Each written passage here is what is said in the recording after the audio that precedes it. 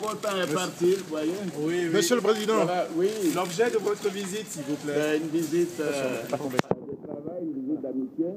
Je viens faire le point de temps en temps avec le président Hollande sur la Côte d'Ivoire, le Mali, l'Afrique de l'Ouest, le continent africain, les questions internationales.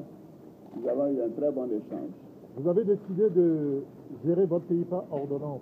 Est-ce que ce n'est pas une façon d'enlever un peu de son pouvoir à l'Assemblée nationale que vous contrôlez tout de même? Mais vous savez, le président de l'Assemblée nationale est avec moi ici.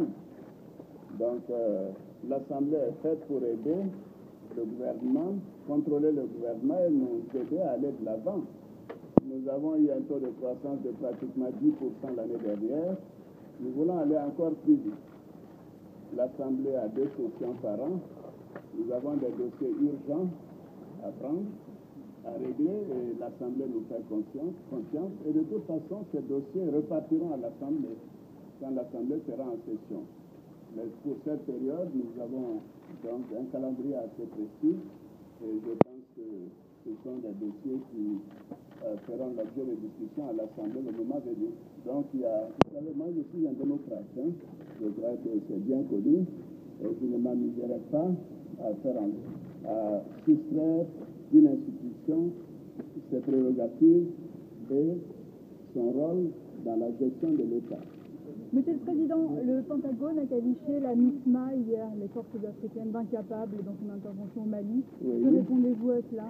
C'est le point de vue du Pentagone. Si c'est le cas, en tout cas, nous nous emploierons à faire en sorte que les choses s'améliorent. D'ailleurs, nous avons demandé que la force Licorne en Côte d'Ivoire nous aide à former nos soldats que nous envoyons au Mali.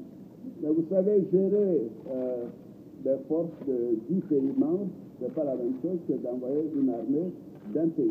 Il y a des circonstances atténuantes peut-être qui ont été oubliées. Alors il y a des pays, hein, vous savez, ils ont tout simplement dit qu'ils étaient indépendants. Donc ne vous en faites pas.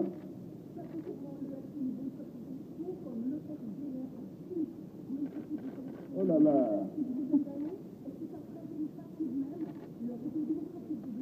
Non, moi je le souhaite, j'ai fait toutes les concessions, j'ai rencontré, le Premier ministre a rencontré donc le FPI à maintes occasions, le FPI a décidé de ne pas participer, mais vous savez que la participation aux élections n'est pas obligatoire en Côte d'Ivoire, malheureusement, ni le vote d'ailleurs.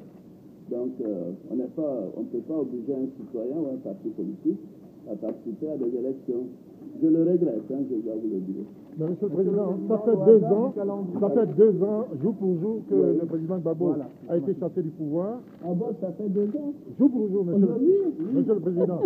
Alors, la page est tournée.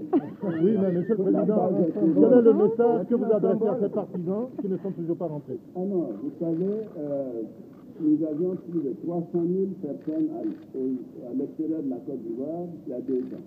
350 000. Aujourd'hui, nous en avons moins de 60 000.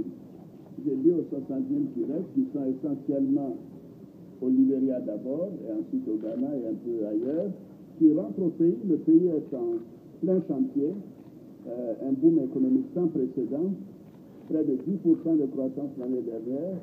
Cette année, ce sera la même chose. Croissance à 2 chiffres à partir de 2014, taux d'inflation moins de 2%, déficit budgétaire de 3%, et ainsi de suite.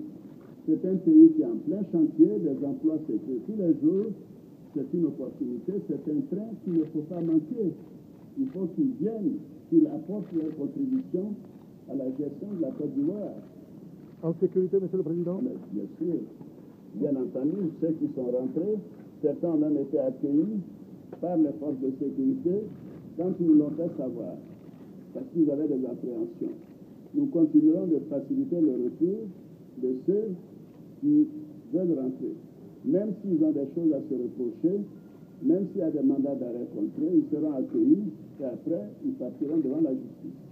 L'Assemblée nationale, elle est difficile. C'est un endroit qui a été toujours difficile depuis l'ère coloniale.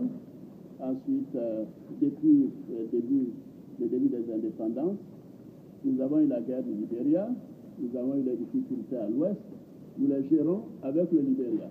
Et les choses sont difficiles, nous y employons beaucoup de moyens, nous avons déployé 600 soldats récemment, de nombreux véhicules, un crédit spécial, et nous continuerons de renforcer la sécurisation de l'Ouest. C'est important parce que c'est la région qui a été la plus affectée en dehors d'Abidjan pendant donc les difficultés de la crise post-électorale. Voilà.